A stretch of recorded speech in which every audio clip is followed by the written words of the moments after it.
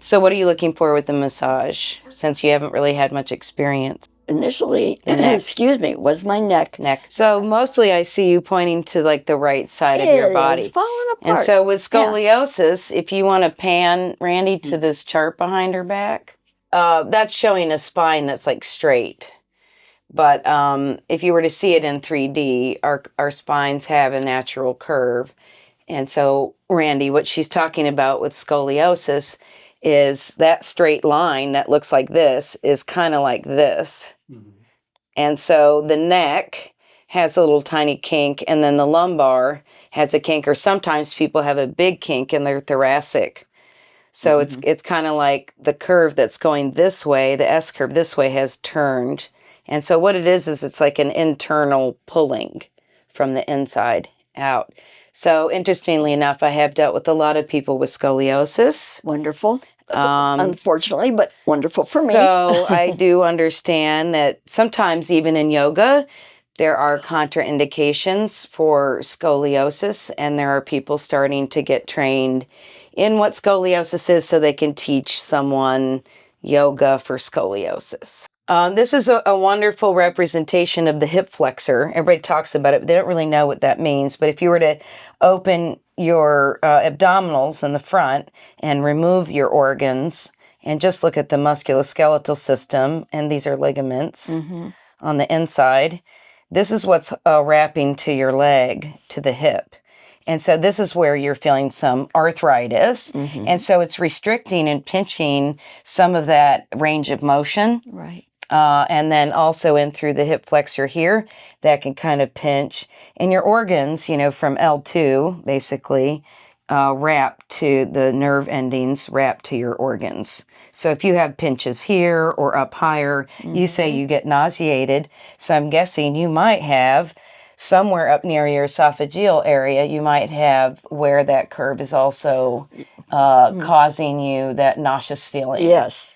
The problem is if you're not dealing with the muscles, then the muscles keep pulling on the bones. But with scoliosis, we're dealing with the membrane. There's a membrane that's tough, and it connects to that spinal root area. So we can traction the bones and traction, I call it taffy. It's like taffy. Okay. Everything inside of your vertebral column is like a very tough taffy inside of you, and your fluid is inside of there. And so any kind of restriction on the spine is going to cause problems. So that's what the yogis understand, that everything's in your spine. If something's restricted there, you don't have sensation. The nerves have to feed everything. So when someone treats carpal tunnel syndrome and they're not looking up here at the thoracic, then they're kind of missing a piece of the puzzle of the whole body. So you do have to look at the whole body, and the hip flexor is key to your scoliosis because your spine is pulling one way. And so these muscles are constantly in battle. That's probably why I like to stand rather than sit. I'd much rather stand. Yes, that makes sense. And rock back and forth. Yep, and so we can talk about the way to sit, which would be with your these sits bones here extended like a cow tilt in yoga versus tucked under. Oh, I'm always doing this. So that helps to open this area of your spine, because if we tuck it under, naturally that curve goes away and it closes the nerves.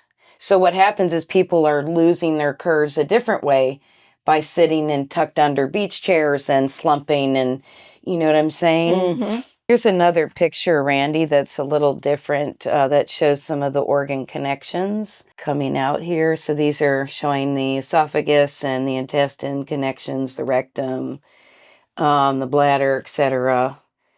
And so just when somebody has back pain, you got to put 2 and 2 together that the organs are going to be impacted.